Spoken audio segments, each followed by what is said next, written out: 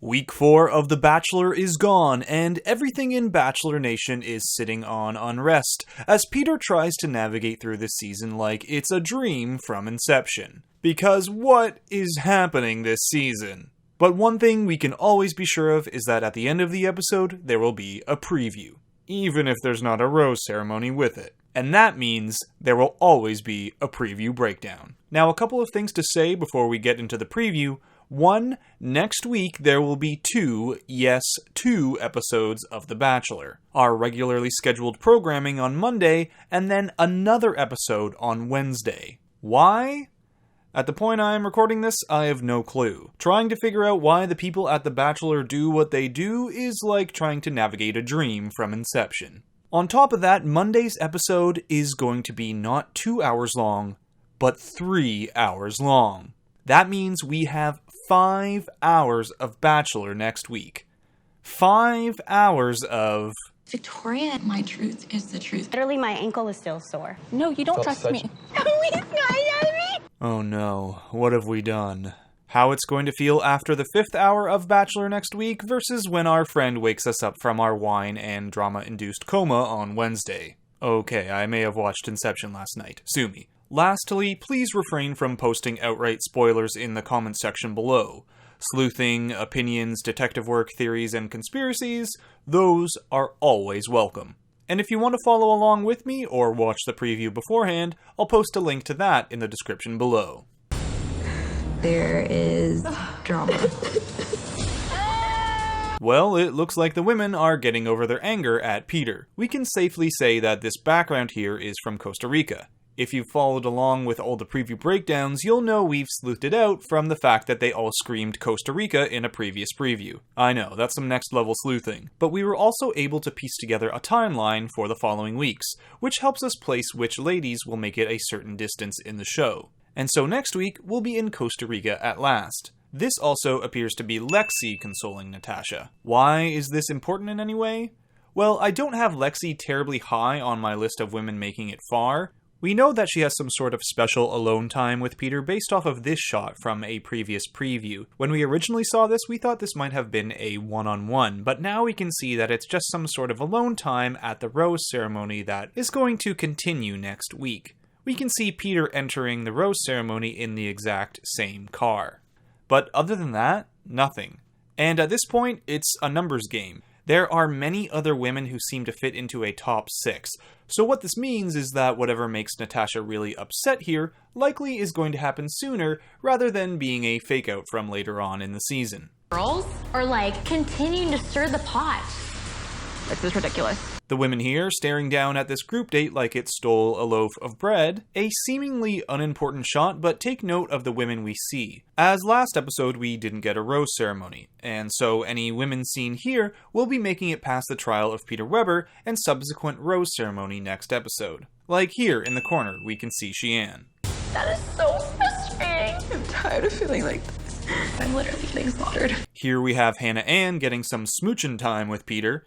To me, the length of the hair gives it away as Hannah Ann and not someone like Alea, for example. And this definitely feels like it's from a group date or rose ceremony with the simple couch setting and red wine in hand. And then, there's Sheann. Oh, Sheann, my heart goes out.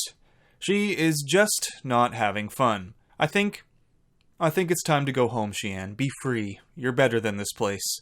And lastly here, we also get a shot of Alea. Of note is that she's in the same outfit she's wearing at the to-be-continued rose ceremony from Monday night's episode. He's a dramatic bitch. Oh, blah, blah, blah. He's crazy. Alright, first up is what appears to be a one-on-one with Kelly. We've seen the shot in the previews before, and I'd bet it's not from a group date or anything.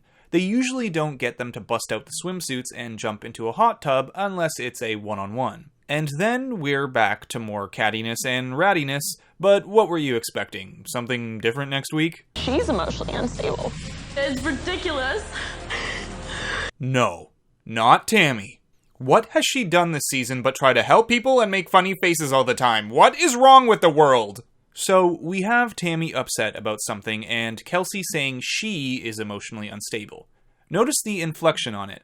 as if she's reacting to someone calling her emotionally unstable and then hitting them back with, no, she's emotionally unstable. You said there's someone here that wasn't here for the right reasons. No, you I don't didn't. think that he was gonna ask you? So it would seem like whatever goes down with Tammy involves Sydney.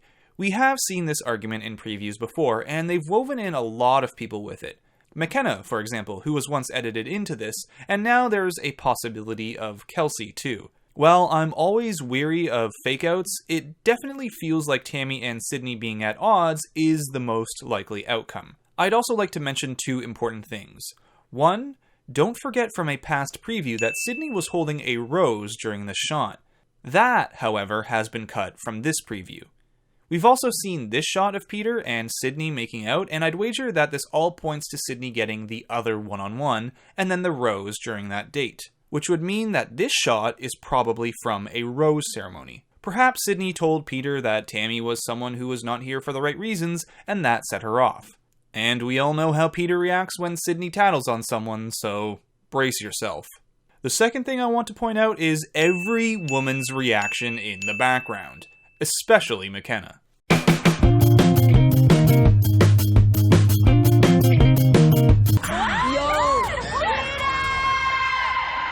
And it wouldn't be a season of The Bachelor without an ambulance showing up at some point.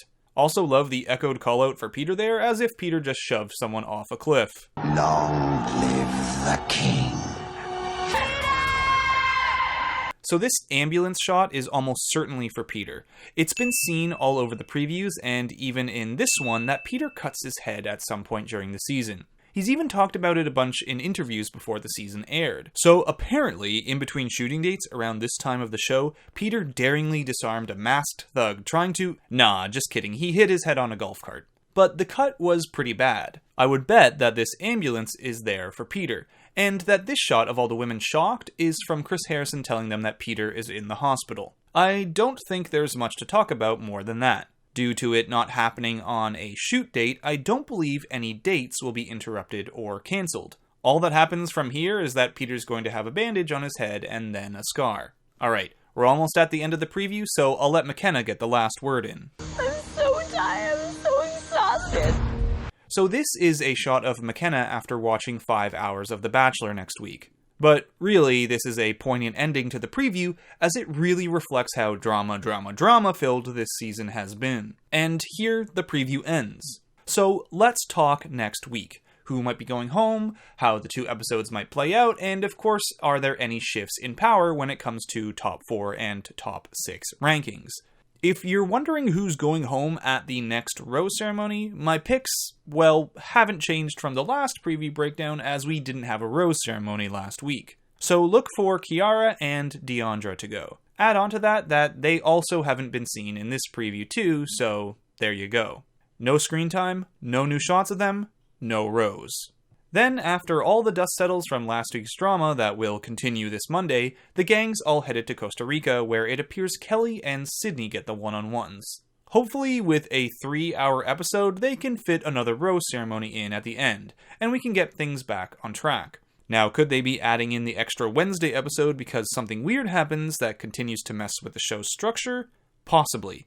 But I'm hopeful that Wednesday will have the normal structure as well. As for shifts in the ladies' power rankings, my previous top 4 from the beginning of the season were Madison, Kelly, Hannah Ann, and Victoria P. But after this week, I have to demote Victoria P and up Kelsey. We've seen a lot of Kelsey over the past few previews, and it appears she gets at least one more one-on-one. And with Victoria not getting the greatest look last episode, I feel more comfortable saying Kelsey makes it further. Other women of note, Natasha Still, we know she gets a one-on-one in Peru. We've talked about that in past preview breakdowns. And also, Victoria F. Simply put, this shot interests me greatly. If we look at the timeline for the next few episodes, it seems like we have Costa Rica, then South America, including dates in Chile and Peru. So, where does a shot like this fit in? I'm talking here, with what seems to be a more modern North American mailbox, and then a street with street lamps and a general feeling of this is not Costa Rica or Peru. We've seen this shot of Victoria having a freakout in the previews, but where does it fit in the timeline? It's possible that they could go to Costa Rica, then somewhere else, then South America, but could this be post-South America? Could this be a hometown? There's no definitive answer I'd bet on, but it makes me wonder. Odds are we are seeing Victoria F at minimum in the top 6. So then how does a top 6 work out? Madison, Kelly, Hannah Ann, Kelsey, Victoria F, and then who? Natasha, yes, but her Peru date could also be a top 8 or top 9 scenario. Sydney, possibly. Victoria P, possibly. We've seen Sydney on a one-on-one in a helicopter, but that could be from next week's episode. Pinpointing this one is difficult, but for now I'm listing my new top 6 as Madison, Kelly, Hannah Ann, Kelsey, Victoria F, and Natasha, but with a possibility of a change-up on that last one. So there you have it, the Bachelor preview breakdown for week 5. I hope you enjoyed the video, and be sure to like and subscribe if you did. And please, everyone, take some time, brace yourselves, a storm is coming. 5 hours of Bachelor next week. So do what you can to prepare. And until next time, Bachelor Fantake, out. Long live the king.